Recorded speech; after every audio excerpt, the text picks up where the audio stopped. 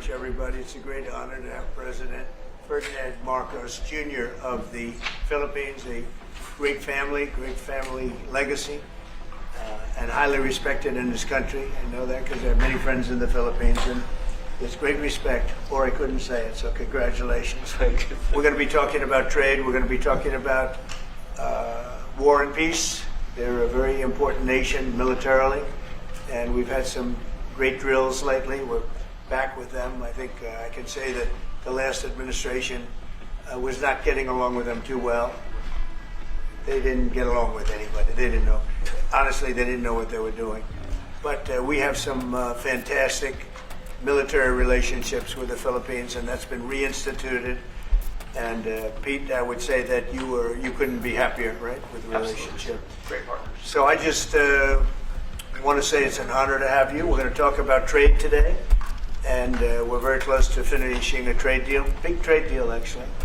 And we do a lot of business with you. It's a lot of income coming in for both groups. But I was surprised to see the kind of numbers. They're very big, and they're going to get bigger under what we're doing and what we're proposing.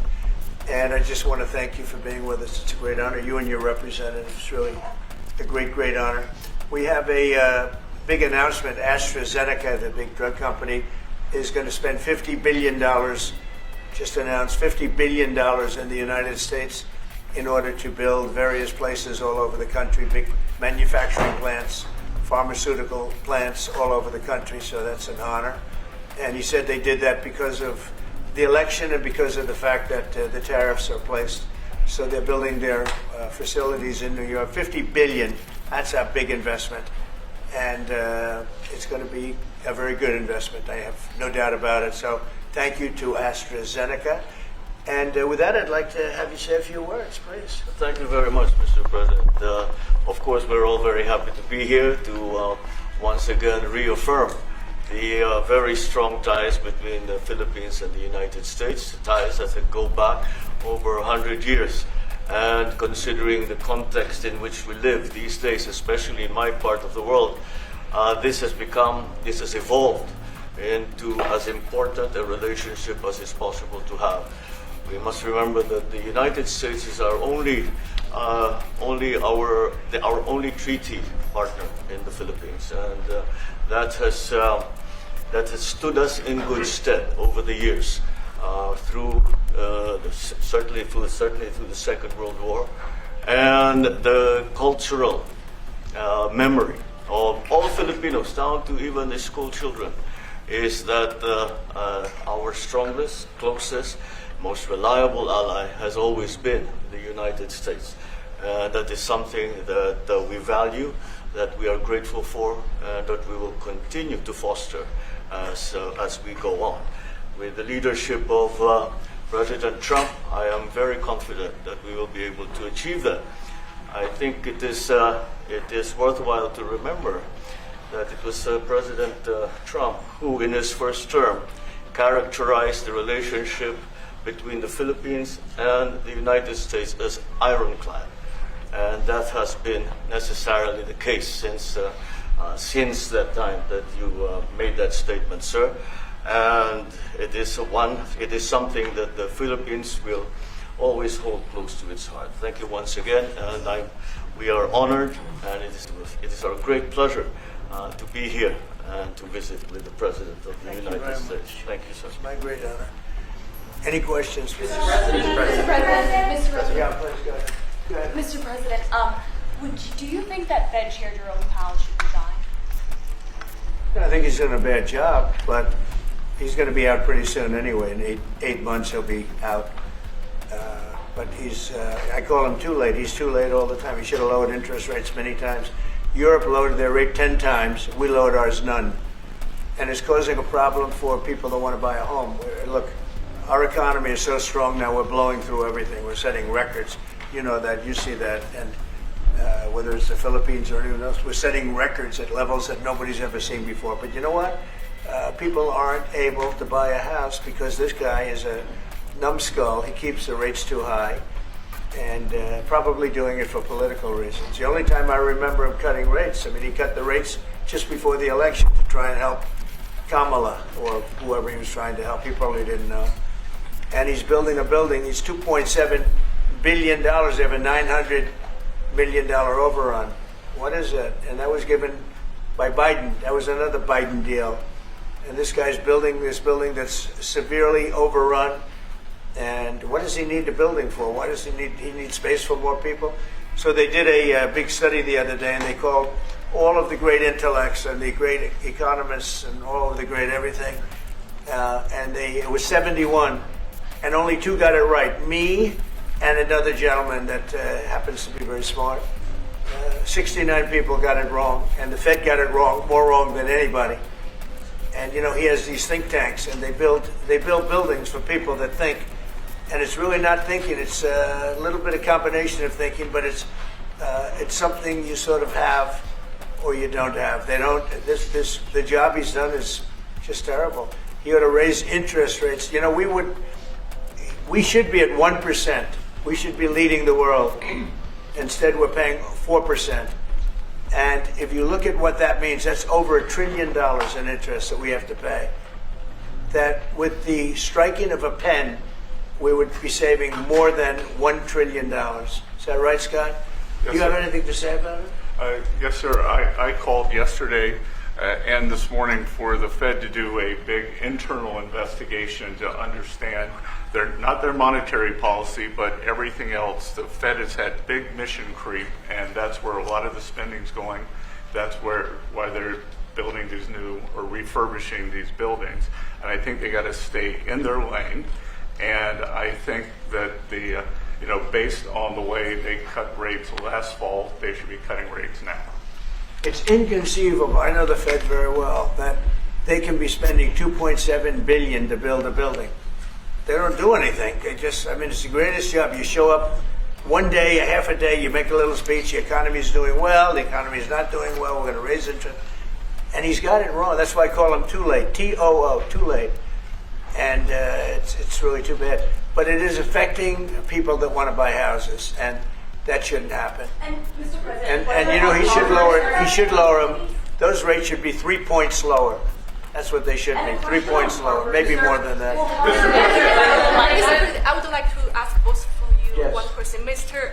President Marcos, next year, Philippines is going to be the rotating chair of ASEAN. I wonder, how do you plan to balance your relationship between the United States and China? And for President Trump, Kremlin yesterday said if you are going to Beijing in September, they wouldn't rule out a meeting between you and President Putin. Is such a meeting possible? And how soon do you plan to visit China? Well, we have a lot of meetings possible. President Xi has invited me to China, and we'll probably be doing that in the not too distant future. A little bit out, but not too distant. And I've been invited by a lot of people, and we'll make those decisions pretty soon. Please. Well, as you say, we are chairing ASEAN for 2026. There is no need, in a sense, to balance, as you characterize as, to balance our relationship within the United States and China, simply because our foreign policy is an independent one, and we are essentially concerned with the defense of our territory and the exercise of our sovereign rights. Now, whether we do this not alone, we need to do this with our partners. And again, our strongest partner has always been the United States. But of course, we are trying to form coalitions and multilateral relations so that those like-minded nations who share the same values as we do, who hew to international law, most specifically the UNCLOS, present that position very clearly to anyone who has intentions of unilaterally changing the world order, and that is how we are guided in that. And I don't mind if he gets along with China, because we're getting along with China very well. We have a very good relationship. In fact, the magnets, which is a little complex piece of material, but the magnets are coming out, very well. They're sending them in record numbers. We're getting along with China very well, and I don't mind if the president dealt with China, if that's meant, because I think he has to do what's right for his country. I've always said, make the Philippines great again. Do whatever you need to do, but you're dealing with China wouldn't bother me at all. Well, now it is something that we have to do in any case. Yeah, certainly. Mr. President, do you support the Justice Department seeking a new interview with Ghislaine Maxwell, and did you urge the Attorney General to seek one? I don't know anything about it. They're going to what? Meet her? Your Deputy Attorney General is reached out to Ghislaine Maxwell's attorney asking for a new interview. Yeah, I don't know about She it, has but that. I think it's something that sounds appropriate to do. Yeah. Do you have any concern that your Deputy Attorney General, who's your former attorney, would be conducting the interview, given your past relationship? He's a very talented person. He's very smart. I didn't know that they were going to do it. I don't really follow that too much. It's sort of a witch hunt, just a continuation of the witch hunt. The witch hunt that you should be talking about is they caught President Obama absolutely cold, Tulsi Gabbard. What they did to this country in 2016, starting in 2016, but going up to 2020 of the election. They tried to rig the election, and they got caught. And there should be very severe consequences for that. When we caught Hillary Clinton, I said, you know what? Let's not go too far here. It's the ex-wife of a president, and I thought it was sort of terrible. And I let her off the hook, and I'm very happy I did. But it's time to start, after what they did to me, and whether it's right or wrong, it's time to go after people. Obama's been caught directly. So people say, a group. It's not a group.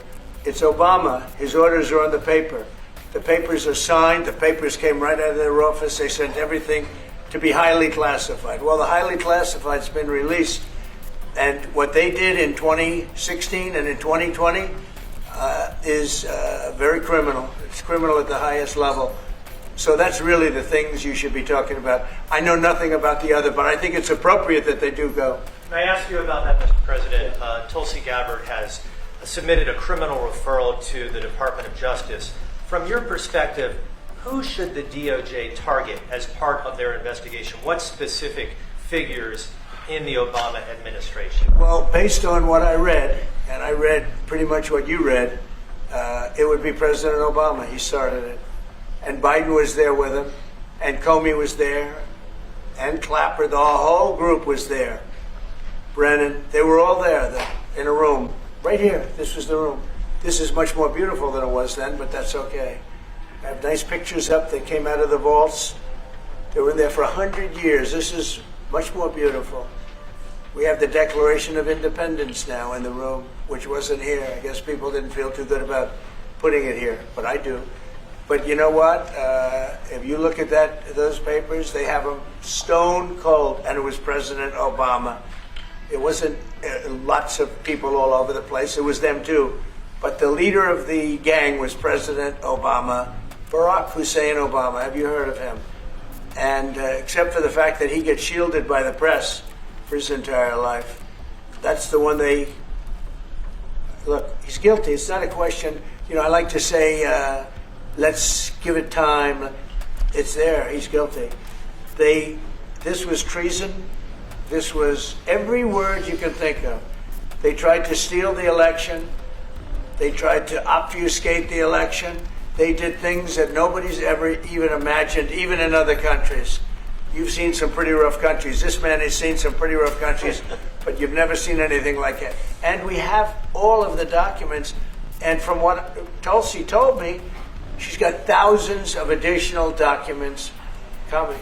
So President Obama, it was his concept, his idea, but he also got it from crooked Hillary Clinton. Crooked is a $3 bill. Hillary Clinton and her group, the Democrats, spent $12 million to Christopher Steele to write up a report that was a total fake report. Took 2 years to figure that out, but it came out that it was a total fake report. It was made up fiction. And they used that. Now, the one thing they weren't able to do was to, and probably the only thing I respect about the press in years is the press refused to write it before the election. They refused to put it in. The Steele report was a disaster. all lies, all fabrication, all admitted, an admitted fraud. She paid $12 million, and the Democrats, for that report to a wise guy named Christopher Steele. He wrote a phony report, and they wanted to get that report in before the election. And I'll tell you what, I talk about all the time, the fake news, how bad it is.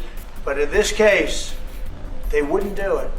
They saw it, they read it, and they said, we don't believe it. And it was only after, substantially, like a month and a half after the election, that it got printed, and it was a big wisp. It was just like a bang of nothing, because the election had ended. If that report had gotten published by the New York Times or somebody, and I respect the Times for maybe only this, because they're crooked as you can be. They're a terrible paper, a crooked, corrupt paper.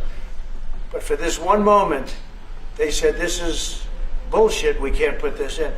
And neither could any other paper. Wall Street Journal's a lousy paper, very, very dishonest paper. As you see, I'm suing them for a lot of money because they do things very badly. It's got a nice name, but it's really, in my opinion, it's a terrible paper. And it can be corrupt. But just so you know, they didn't take the Steele report. It was the dossier. Remember the famous dossier? I called it the fake news dossier. The news wouldn't publish it. And I'm amazed. They had 2.5 months. It was finished. 2.5 months. That was supposed to be what was going to happen. And it got published a couple of months after the election. And frankly, nobody cared too much about it. But that was a big thing. No, we caught Hillary Clinton. We caught Barack Hussein Obama. They're the ones, and then you have many, many people under them. Susan Rice, they're all there. The names are all there. And I guess they figured they're going to put this in classified information and nobody will ever see it again, but it doesn't work that way. And it's the most unbelievable thing I think I've ever read. So you ought to take a look at that and stop talking about nonsense, because this is big stuff. Never has a thing like this happened in the history of our country. And by the way, it morphed into the 2020 race. And the 2020 race was rigged, and it was a rigged election. And because it was rigged, we have millions of people in our country. We had inflation. We solved the inflation problem.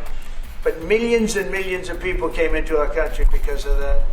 And people that shouldn't have been, people from gangs and from jails and from mental institutions, people that we don't want in our country, people that we're getting out, dangerous people. 11,888 murderers, many of them, 50%, more than 50%, murdered more than one person. I hate to say this with such a distinguished guest, but you know, they asked me a question. I got to answer the question.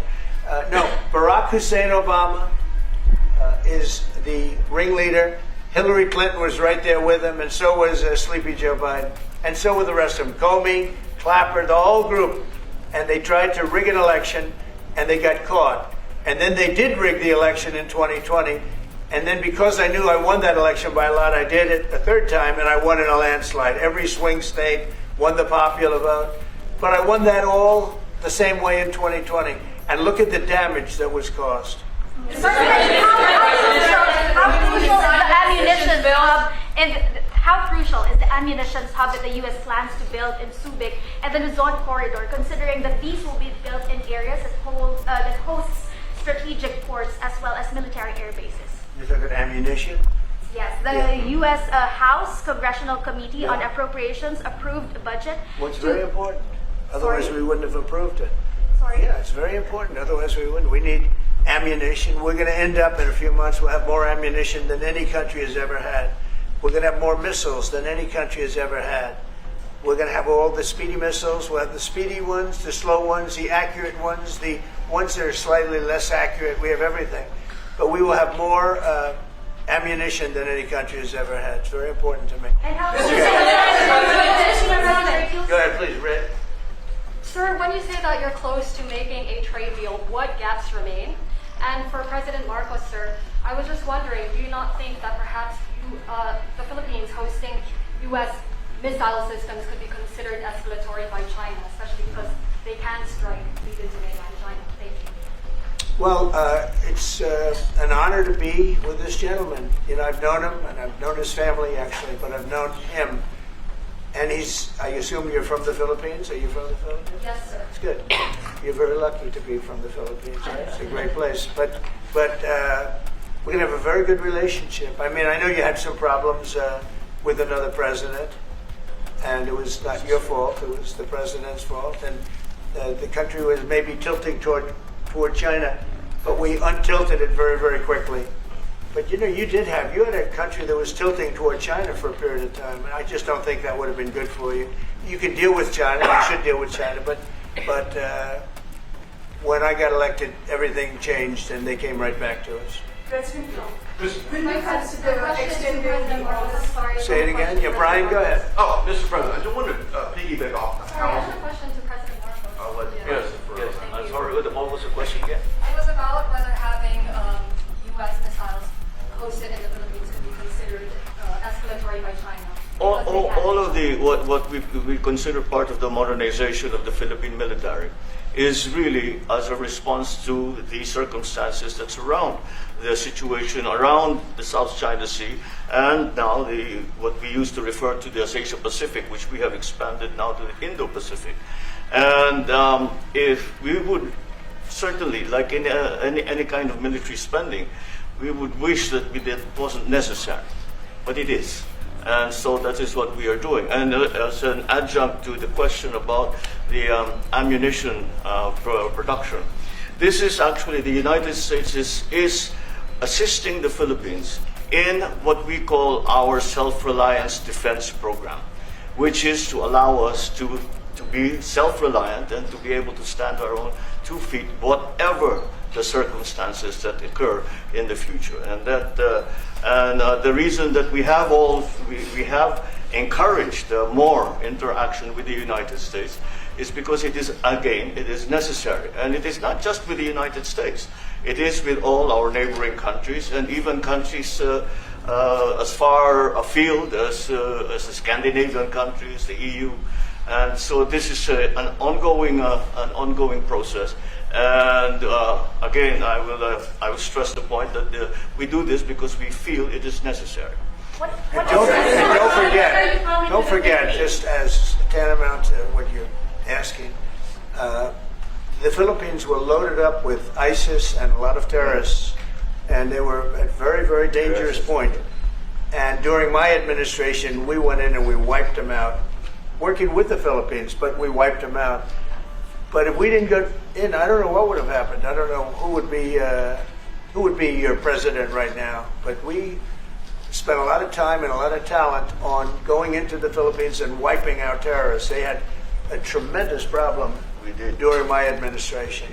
And we cleaned it up, we got them out, and now you really have a good, solid country again. I believe so, yes. Happy to be Mr. President, I wanted to follow up on the housing question. Yeah. You've got no tax on tips, no tax on overtime, no tax on Social Security. How important is it we have no tax on home sales, capital gains, to unleash the housing market in this country? Well, we're thinking about that, but would also unleash it just by lowering the interest rates. If the Fed would lower the rates, we wouldn't even have to do that. But we are thinking about no tax on capital gains on houses. And I'm very impressed that you asked that question because nobody knew that. Well, How did you find that out? That's very. I wonder why there's somebody I'm very close There's to. a leaker. There's a leaker. I've also got a question. I find it a very interesting world that we know more about two people at a Coldplay concert just hours after that viral video than we know of Thomas Crooks 1 year after attempting to assassinate you. What is holding back the investigation on Thomas Crooks? Well, they've reported to me and they've told me things, and they really say they haven't found anything that was abnormal. I would say this: the Secret Service was very brave because they were right there and they jumped on me. They made a mistake. They should have had somebody on that roof, and they should have had communication with the local police, who also, I mean, they did a very good job, but they made some mistakes, and we have a whole different group of people now. I don't think anything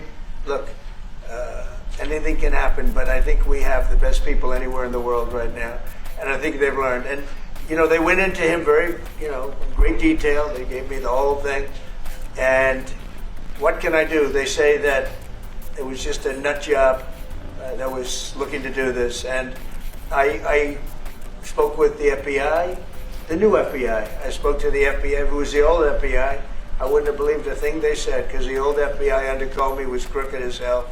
He was one of the most crooked. Everybody should read the Horowitz report. Unfortunately, Bill Barr didn't use it. But the Horowitz report, not appointed by me, it was a report on Comey and the FBI. It is one of the worst shots at a human being I think I've ever seen. In fact, the New York Times did an editorial that was one of the worst editorials I've ever seen about anybody. That was about Comey. You ought to go back and get, and Barr didn't use it because he didn't have the guts to use it, or something happened. I don't know. Too bad. He went to Mr. Durham. Instead of doing the Durham, all they had to use is the Horowitz report. And I always felt badly for Horowitz, frankly, because he's a Democrat, I guess. He was appointed by a Democrat. But that report has gotten lost, and it shouldn't be lost. You should all go back. It should be mandatory reading. Go back and read the Horowitz report on Comey and his cronies. And you'll see exactly, we're going to add that to all the stuff that we found. It just confirms it. But what we found is even more so. Now, we found absolute, this isn't like evidence, this is like proof, irrefutable proof that Obama was seditious, that Obama was trying to lead a coup, and was with Hillary Clinton, with all these other people, but Obama headed it up. And, I get a kick when I hear everyone talks about people I never even heard of. It was this one. No. It was Obama. He headed it up. And it says so right in the papers. Got everything. This is the biggest scandal in the history of our country. And it really goes on to even the auto pen, because it all relates to the same thing. It all started the same sick minds. You have an auto pen, which is a tremendous, we don't have a president, we have an auto pen that signs everything. I'll bet you sign everything. You don't have auto pens. Everybody, who doesn't sign? You're the president of a country. But it's all that whole thing, leading right up to the end of it is the auto pen. And the auto pen was used by people, and Biden knew nothing about it. They were signing documents that he knew nothing about. As an example, they released the Unselect Committee of Liability. The Unselect Committee spent 2 years grilling everybody, and then they destroyed all the evidence. You know why? Because the evidence made them guilty, and he gave them all a pardon. The Cheney, all the scum that was on the Unselect Committee, Cryan, Adam Kinzinger, and Democrats, and he gave them a pardon. Do you have something else? Go ahead. I was going to add one more thing on Adam Schiff. Director Pulte reports that Adam Schiff claims he lived in a one-bedroom apartment. Now, how does a family of four, and you're a developer, a very successful developer, how does a family of four live in a one-bedroom apartment? Now, it looks like Adam Schiff really did a bad thing. They have him. Now, let's see what happens. It's not up to me. I stay out of it purposely. But it's mortgage loan fraud. It's a big deal. He defrauded banks and insurance companies and the federal government. But it's very simple. It's mortgage loan fraud. And you're right. It's a lot of people to live in a one-bedroom apartment, right? But he put it down. But he has a lot of other things far worse than that. So, no, Adam Schiff, they have him 100% on mortgage fraud. Now, if there's anybody else in this room except you would have no problem. But anybody else in this room, you'd have a problem. I'd have a problem. Yeah, please. So there was a hearing yesterday in the Harvard case. Would you allow Harvard to get their federal dollars back as a part of any agreement with the administration? No, I'm not giving. Harvard's been given $7 billion. Can you believe it? By the $7 billion, and we want money to go to all universities, not Harvard. Harvard got more than anybody else. They have $52 billion. They get huge tax incentives and tax breaks on that $52 billion. But they have $52 billion, and they got $7 billion over a short period of time. And we have a very hostile judge appointed by Barack Hussein Obama, a very, very hostile judge who knows exactly right from wrong. But we expect to win it on appeal. She hasn't given a decision yet, but she's very hostile, and she was put by Barack Hussein Obama. And generally speaking, anybody that does that, we're going to have problems with. So we don't expect to have. We won the case yesterday. Anybody that was there that was a neutral would say we easily won the case. But a lot of the case, and a big part of it's going to be how much money Harvard gets in the future. That's not part of the case, and they're not going to get very much. Mr. President, where are we in terms of negotiating about the reciprocal tariff? How far are we? With who? With the Philippines. Yes, sir. How far? Are you from the Philippines? Yes, sir. I'm from the Philippines. How far are we from achieving? Well, it's tough. He's a very tough negotiator. So far, we're not there because he's negotiating too tough. In fact, I used to like him better than I do now. He's too tough. But we'll probably agree to something. But he's strong, a strong negotiator. He loves your country. Mr. President, Mr. President, When are you coming to No, the no, Philippines, please. sir?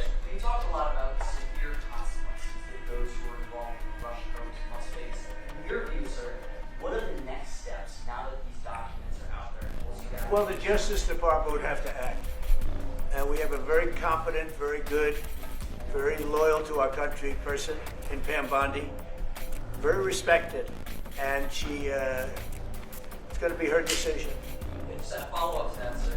Christy Nome in New York City was named all these allegedly shot by people who came into the country during the previous administration. Right. What is your message to any world leaders who continue to push sanctuary city policies after this nearly tragic incident? So the only thing I don't understand, because you like to understand things and we're all smart people and all that, why would they allow 21 million people into our country, unvetted, unchecked? You don't allow it. You wouldn't allow people in. He's tough. No, the country's run properly. Biden and his group of thugs, and I don't think it was Biden, I think it was the people that surrounded that beautiful Resolute desk right behind you. They allowed 21 million people, probably much more than that, and many of them came from jails and gangs, and drug dealers, and mental institutions, insane asylums. Many of them are very sick. 21 million, probably 25 million, probably even more than that. And we're getting them out. Many were murderers, as I said. They killed people. Many killed more than one person. Stone cold murderers. I don't understand why they would have allowed that. There's only two reasons. The vote. Is there one voters? It's one reason. I don't think they would have done it for that because they cheat. You know, they're so good at cheating, they don't need that. But the vote, and the second reason is they hate our country. I think they hate our country. I actually do. And it's the biggest problem. I mean, much of our time is spent with, you know, we have the strongest border anywhere in the world now. Maybe even stronger than your border, if you can believe it. We have no people came in last month, 0, which is pretty amazing. I'm not even sure I can believe that. But liberals are the ones that do that calculation. So, but we had no people come in. A year ago, we had hundreds of thousands of people come in. Hundreds of thousands of people. And they flowed in. And if it wasn't for the election, it would have been millions of people came in last year. So millions of people prior to election time, they allowed millions and millions of people to come into our, I mean, you saw it. It opened the gates.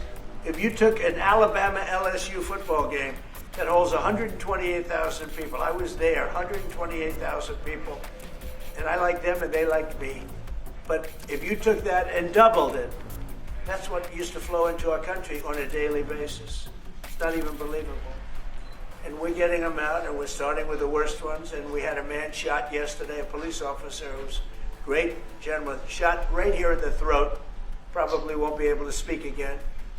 But he was brave, and he shot the other guy, and they ended up getting him. And you saw the scene where his friend took him to a hospital and dumped him down on the sidewalk. The whole thing was crazy. But why would anybody do to our country what these Democrats have done? And honestly, we can never forget it.